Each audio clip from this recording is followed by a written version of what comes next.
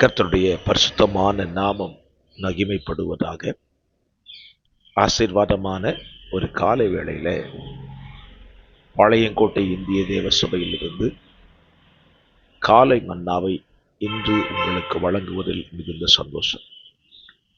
இந்த நாளுக்கான தியான அதிகாரம் 1 சாமுவேல் 17ஆம் அதிகாரம் 52 வசனங்களை அடக்கின அதிகாரத்தில் சவுலை குறித்தும் தாவீதை குறித்தும் பெலிஸ்தரின் தலைவனாயிருந்த கோலியாத்தை குறித்ததான சரித்திரத்தை இந்த அதிகாரத்தில் நீங்கள் படிக்க முடியும். இந்த அதிகாரத்திலிருந்து இன்றைக்கு நாம் தியானிக்க போகிற வசனம் 11வது வசனம். சவுலும் இஸ்ரவேல் அனைவரும் அந்த பெலிஸ்தருடைய வார்த்தைகளை கேட்டு கலங்கி மிகவும் பயப்பட்டார்கள். பெலிஸ்தரின் வார்த்தைகளை கேட்டு சவுலும் இஸ்ரவேல் ஜனங்களும் கலங்கி பயப்பட்டார்கள். இதற்கான காரணம் என்ன? பெலிஸ்தன் என்பவன் தேவனை அறியாதவன், அந்நிய தெய்வங்களை வணங்குகிறவன். சவுலும் இஸ்ரவேல் ஜனங்களும் இஸ்ரவேலின் தேவனாகிய கர்த்தரை ஆராதிக்கிறவர்கள், சேவிக்கிறவர்கள். அப்படியானால் இவர்கள் ஏன் அந்நிய தெய்வத்தை வணங்குகிறவனை பார்த்து பயப்பட வேண்டும்? அதற்கான காரணம் என்ன? இன்றைக்கும் பலர் தேவ பிள்ளைகளாய் இருக்கிறவர்களுக்கு பிசாசின் மனிதர்களை குறித்தும் பிசாசை குறித்தும் பிசாசினால் ஆராதிக்கப்படுகிற தெய்வங்களை குறித்தும் பயம். பயத்திற்கான காரணம் என்ன என்று நீங்கள் இந்த அதிகாரத்தில் கவனித்தீர்களானால், தேவன் நம்மை குறித்து சொல்லியிருக்கிற ஒரு வசனம், தேவன் உங்களுக்கு திரும்பவும் பயப்படுவதற்கு அடிமைத்தனத்தின் ஆவியை கொடாமல் அப்பா பிதாவே என்று கூப்பிட பண்ணுகிற புத்திர சுவிகாரத்தின் ஆவியை கொடுத்திருக்கிறார்.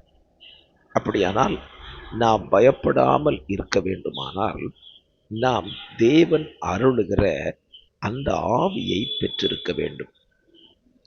சவுலும் இஸ்ரவேல் ஜனங்களுடைய வாழ்க்கையில பிரச்சனைக்கு பயத்திற்கான காரணம், அவர்கள் தேவ ஆவியினாலே ஆளப்படாதிருந்தார்கள்.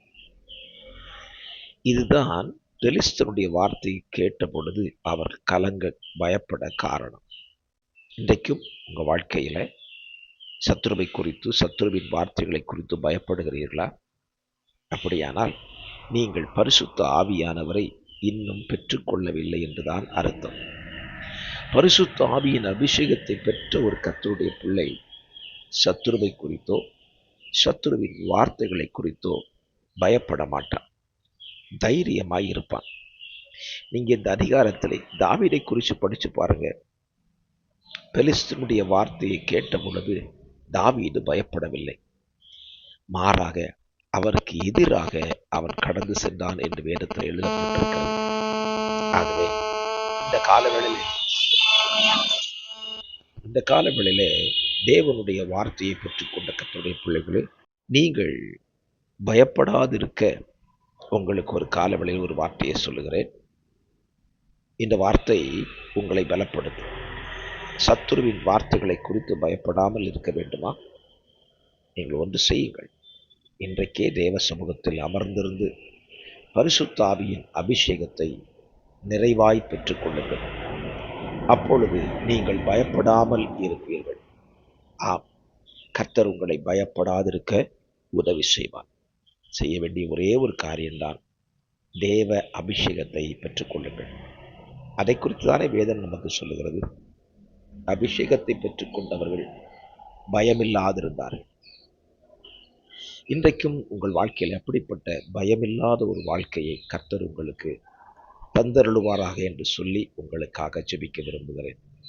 பரிசுத்த பிதாவே, இந்த நல்ல காலவேளையிலையும் நீ தந்த வார்த்தையின்படியே உம்முடைய பிள்ளைகளை வாழ்த்துகிறேன். சத்துருவை குறித்தோ சத்துருவின் வார்த்தைகளை குறித்தோ இவர்கள் பயப்படாதிருக்க கர்த்தர் அனுக்கிரகம் செய்யும். கிருபை சூழ்ந்து கொள்ளட்டும். உம்முடைய ஆவியினால் நிரப்பும். இயேசுவின் நாமத்தில் ஜெபிக்கிறேன். ஜெபம் கேளும் நல்ல பிதாவே, ஆமென்.